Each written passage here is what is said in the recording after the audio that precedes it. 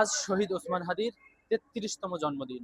১৯৯৩ সালের আজ এই দিনে তিনি জন্মগ্রহণ করেছিলেন, কিন্তু দুঃখের বিষয় হলো তিনি আজ আমাদের মাঝে নেই।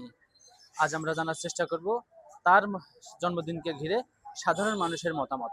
তার জীবন থেকে আমরা কি শিক্ষা নিতে পারি বলে আপনি মনে করেন? হাদি ভাইয়ের জীবনটা ছিল খুবই সহজ স্বাভাবিক। মানে কোনো বিলাসিতার সাথে তিনি যুক্ত ছিলেন না। তো হাদি ভাই যেটা আসলে আমাদের শিক্ষা দিয়ে গেছেন যে অন্যায়ের বিরুদ্ধে আপোষ না করার বিষয়টাই তিনি প্রধানভাবে দেখিয়েছেন। ইনকিলাব মঞ্চের যে মুখপাত্র ছিলেন উনি মধুর ক্যান্টিনে মাঝে মাঝে সম্মেলন করতেন, সংবাদ সম্মেলন করতেন। তো সেখানে আমি বেশ কয়েকবার উপস্থিত ছিলাম। হাদি ভাই যদিও ওই সময় ছিলেন না। তো হাদি ভাইয়ের স্পিরিটটাই মূলত এরকম যে তুমি লড়াই করে যাও, যতক্ষণ তোমার গায়ে শক্তি আছে তুমি অন্যায়ের বিরুদ্ধে লড়ে যাও। আজকে তো শহীদ ওসমান হাদির জন্মদিনে, সেই আজকের দিন উপলক্ষে আপনার অনুভূতিটা কি? শহীদ ওসমান হাদি ভাই যিনি ইনকিলাব মঞ্চ প্রতিষ্ঠা করে গেছেন, তিনি আসলে কি বলবো, ভারতীয় আধিপত্যবাদের বিরুদ্ধে তার যে সংগ্রাম, এই সংগ্রামের তো কোনো তুলনা হয় না।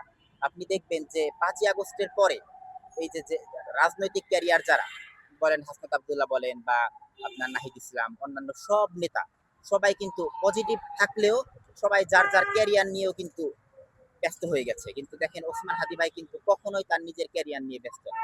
উনি সবসময় কি নিয়ে ব্যস্ত? উনি কিন্তু সবসময় বাংলাদেশের সংগ্রামী মানুষ যারা, শোষিত মানুষ যারা, তাদেরকে নিয়ে কিন্তু ব্যস্ত সবসময়। উনি ভারতীয় আধিপত্যবাদের বিরুদ্ধে লড়াই করে, উনি তো বলছেনই আগে যে যতক্ষণ পর্যন্ত বুকে অথবা মাথায় বুলেট না লাগবে ততক্ষণ আমরা থামবো না। আজকে তো শহীদ ওসমান হাদির জন্মদিন। হাদি ভাই সম্পর্কে আপনি কিছু বলেন। আসলে আমাদের দেশে অনেক দেশপ্রেমিক আসছিল। আমরা দেখছিলাম যে যেখানে যেখানে জাতীয় কবি নজরুল ইসলামের স্মৃতি, আমাদের ওসমান হাদি ভাইয়ের স্মৃতি।